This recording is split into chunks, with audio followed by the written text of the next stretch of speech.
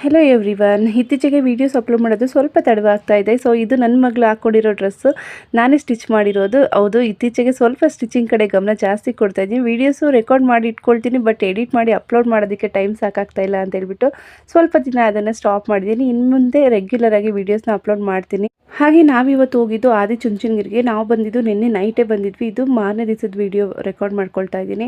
ಇದು ನನ್ನ ಹಸ್ಬೆಂಡ್ ಅವರ ಮಗಳದು ಹುಟ್ಕೂದಲು ಅಥವಾ ಬರ್ಡೇ ಫಂಕ್ಷನ್ ಏನಾದರೂ ಅನ್ಕೋಬೋದು. ಒಂದೇ ದಿವಸನೇ ಇಟ್ಕೊಂಡಿದ್ರು ಅವರಲ್ಲಿ. ಸರಿ ಅಂದ್ಬಿಟ್ಟು ನಾವು ಒಂದಿನ ಮುಂಚೆನೇ ಹೋಗಿದ್ವಿ. ಹಾಗೆ ಇಲ್ಲಿ ಬೆಳಗಿನ ತಿಂಡಿಗೆ ಚಿತ್ರಾನ್ನ ರೆಡಿ ಆಗಿತ್ತು. ಬೆಳಗಿನ ತಿಂಡಿ ಮುಗಿಸ್ಕೊಂಡು ಕೇಕ್ ಕಟ್ಟಿಂಗ್ ಎಲ್ಲ ಮುಗಿಸ್ಕೊಂಡು ಕೇಕ್ ಏನೂ ತಿನ್ನಲಿಲ್ಲ, ಯಾಕಂದರೆ ದೇವಸ್ಥಾನಕ್ಕೆ ಹೋಗಿ ದೇವ್ರ ದರ್ಶನ ಮಾಡಬೇಕಾಗಿತ್ತಲ್ಲ ಅಂತ ಹೇಳ್ಬಿಟ್ಟು.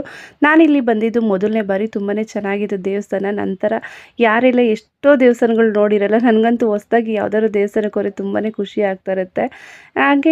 ಹಾಗೆ ಈ ದೇವಸ್ಥಾನಕ್ಕೆ ಬಂದಿದ್ದು ನಾನು ಮೊದಲನೇ ಬಾರಿ. ದೇವಸ್ಥಾನ ಅಂತೂ ತುಂಬಾ ದೊಡ್ಡದಾಗಿತ್ತು. ಒಳಗಡೆನೂ ಅಷ್ಟೇ ಹೊರಗಡೆನೂ ಅಷ್ಟೇ. ಈ ದೇವಸ್ಥಾನದ ಮೇಲಕ್ಕೆ ಮೆಟ್ಲು ಹತ್ಕೊಂಡು ಬರ್ಬೋದಾಗಿತ್ತಂತೆ. ಈ ಬಿಸಿಲು ತುಂಬಾ ಇತ್ತು. ನಾವು ಬಿಟ್ಟಿದ್ದೆ ಲೇಟ್ ಆಗಿಬಿಟ್ಟಿತ್ತು, 12:30 ಆಗಿತ್ತು ಅಂತ ಹೇಳ್ಬಿಟ್ಟು ನಾವು ಕಾರಲ್ಲೇ ಬಂದ್ವಿ. ಅದು ನಮ್ಮ ಕಾರಲ್ಲ, ನನ್ನ ಹಸ್ಬೆಂಡ್ ಅವರ ಫ್ರೆಂಡ್ ಕಾರು. ಹಾಗೆ ಗಣಪತಿ ದರ್ಶನ ಯಾರೆಲ್ಲ ಮಾಡ್ಕೋಬೇಕು ಅಂತಿದ್ದಾರೆ ಮಾಡ್ಕೊಳ್ಳಿ, ಎಲ್ಲರಿಗೂ ಒಳ್ಳೇದಾಗಲಿ. ದೇವಸ್ಥಾನದ ಹೊರಗಡೆ ತುಂಬಾ ಬಿಸಿಲಿತ್ತು. ದೇವಸ್ಥಾನದ ಒಳಗಡೆ ಬಂದರೆ ತುಂಬಾ ತಣ್ಣಗಿತ್ತು. ಹಾಗೆ ದೇವಸ್ಥಾನ ಎಲ್ಲ ಒಂದು ರೌಂಡ್ ಹಾಕ್ಕೊಂಡು ಪುಟಾಣಿ ದೇವಸ್ಥಾನಗಳೆಲ್ಲ ಏನಿದೆ ಅದರದ್ದೆಲ್ಲ ದರ್ಶನ ಮಾಡಿಕೊಂಡು, ಇದು ಬೆಳ್ಳಿದ ರಥ ಅಂತ, ಇದನ್ನೆಲ್ಲ ಮುಟ್ಕೊಂಡು ಆ ದೇವಿನ ದರ್ಶನ ಮಾಡಿಕೊಂಡು ಈಗ ಮೇನ್ ದೇವ್ರ ದರ್ಶನ ಮಾಡ್ಕೊಳ್ಳೋದಕ್ಕೆ ಹೋಗ್ತಾ ಇದ್ವಿ. ಜನ ನೋಡ್ಬೋದು ಎಷ್ಟು ಜನ ಇದ್ದಾರೆ ಅಂತ. ಇಲ್ಲಿ ಒಂದೇ ಒಂದು ಅಬ್ಜೆಕ್ಷನ್ಸ್ ಇಲ್ಲ. ಏನಂತಂದರೆ ದೇವ್ರ ಫೋಟೋ ವಿಡಿಯೋ ಏನು ಮಾಡ್ಕೊಳ್ಳೋ ಆಗಿಲ್ಲ ಅಂತ ಎಲ್ಲೂ ಬೋರ್ಡ್ ಹಾಕಿರಲಿಲ್ಲ. ಅದೊಂದು ಖುಷಿ ಆಯ್ತು ಅಷ್ಟೇ. ಹಾಗೆ ಈ ದೇವಸ್ಥಾನದ ಬಗ್ಗೆ ನನಗೇನು ಗೊತ್ತಿಲ್ಲ. ಅದು ಬೆಳ್ಳಿ ರಥ ಅಂತ ಹೇಳಿದ್ನಲ್ಲ, ಏನಾದರೂ ಮಿಸ್ಟೇಕ್ ಆಗಿದ್ದರೆ ಪ್ಲೀಸ್ ಕ್ಷಮೆ ಇರಲಿ. ವೀಕೆಂಡಲ್ಲಿ ಬಂದಿದ್ದಕ್ಕೂ ಏನೋ ಗೊತ್ತಿಲ್ಲ, ತುಂಬಾ ಜನ ಇದ್ದರು. 1 ಅವರ್ ಆಯಿತು ಅಂತ ಹೇಳ್ಬೋದು ದರ್ಶನಕ್ಕೆ. ಸೊ ದರ್ಶನ ಎಲ್ಲ ಮುಗಿಸ್ಕೊಂಡು ಹಾಗೆ ಇನ್ನೂ ಒಂದೆರಡು ದೇವ್ರದಿತ್ತು, ದೇವ್ರ ದರ್ಶನ ಎಲ್ಲ ಮುಗಿಸ್ಕೊಂಡು ಸ್ವಲ್ಪ ಹೊತ್ತು ಶಾಂತಿಯಿಂದ ಕೂತ್ಕೊಂಡ್ವಿ. ಯಾಕಂದರೆ ಸುತ್ತಾಡಿದ್ವೆಲ್ಲ ತುಂಬಾ ಸೆಕೆ ಆಗ್ತಿತ್ತು, ತಣ್ಣಗಿತ್ತು ಒಳಗಡೆ ಅಂತ ಹೇಳ್ಬಿಟ್ಟು ಸ್ವಲ್ಪ ಹೊತ್ತು ಕೂತ್ಕೊಂಡು ಫ್ಯಾಮಿಲಿ ಎಲ್ಲ ಹೀಗೆ ಟೈಮ್ ಸ್ಪೆಂಡ್ ಮಾಡ್ತಾಯಿದ್ವಿ. ಹಾಗೆ ನಾನು ಹಾಕಿರೋ ಬಳೆ ಬಂದು ಹೊಸ್ದಾಗಿ ತೊಗೊಂಡಿರೋಂಥದ್ದು. ಆ ಬಳೆ ಬಗ್ಗೆ ಡೀಟೇಲ್ಸ್ನ ನೆಕ್ಸ್ಟ್ ವೀಡಿಯೋದಲ್ಲಿ ನಾನು ಅಪ್ಲೋಡ್ ಮಾಡ್ತೀನಿ.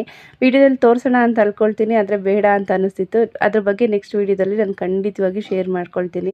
ಹೊರಗಡೆ ಬರ್ತಾ ಇದ್ದಾಗೆ ಎಷ್ಟು ಚೆನ್ನಾಗಿತ್ತು ವ್ಯೂ ಅಂತಂದರೆ ತುಂಬಾ ಚೆನ್ನಾಗಿತ್ತು. ಬಿಸಿಲಿದ್ರು ಸ್ವಲ್ಪ ಗಾಳಿ ಇತ್ತು. ಫೋಟೋಸ್ ತೊಗೊಳೋದಕ್ಕೆಲ್ಲ ತುಂಬ ಚೆನ್ನಾಗಿತ್ತು ಜಾಗ. ಹಾಗೆ ದೇವ್ರ ದರ್ಶನ ಎಲ್ಲ ಮುಗಿಸ್ಕೊಂಡು ಫಂಕ್ಷನ್ ಆಗ್ತಿತ್ತಲ್ಲ, ಅದೇ ಜಾಗಕ್ಕೆ ಮತ್ತೆ ಬಂದ್ವಿ. ಬರೋಷ್ಟರಲ್ಲಿ ಅಡುಗೆ ಎಲ್ಲ ರೆಡಿ ಆಗಿತ್ತು ಅಂತ ಅನಿಸುತ್ತೆ. ಊಟಕ್ಕೆ ಕೂತ್ಕೊಂಡಿದ್ರು. ನಮಗೂ ತುಂಬಾ ಹೊಟ್ಟೆ ಹಶ್ವಾಗ್ತಿತ್ತು. ಊಟದ ಟೈಮ್ ಬೇರೆ ಮೀರಿಬಿಟ್ಟಿತ್ತಲ್ವ ಅಂತೇಳಿ ಊಟಕ್ಕೆ ಕೂತ್ಕೊಂಡ್ವಿ. ನಮಗಂತೂ ಅಷ್ಟೊಂದು ಚೆನ್ನಾಗಿತ್ತು ಅಂತ ಏನು ಅನಿಸ್ಲಿಲ್ಲ, ಚೆನ್ನಾಗಿತ್ತು ಅಷ್ಟೇ. ಅಂದರೆ ಒಬ್ಬೊಬ್ಬರ ಕಡೆ ಒಂದೊಂದು ಥರ ಅಂತ ಅನಿಸುತ್ತೆ. ಪರವಾಗಿಲ್ಲ ಅಂತ ಅನ್ನಿಸ್ತು. ನಾನಂತೂ ಚಿಕನ್ ತಿನ್ನಲಿಲ್ಲ, ಬಿಸಿಲು ತುಂಬಾ ಇತ್ತು. ಇವಾಗ ತಿಂದರೆ ತುಂಬ ಹೀಟ್ ಆಗಿಬಿಡುತ್ತೆ ಅಂತೇಳಿ ಮಟನ್ ತಿಂದ್ಕೊಂಡೆ.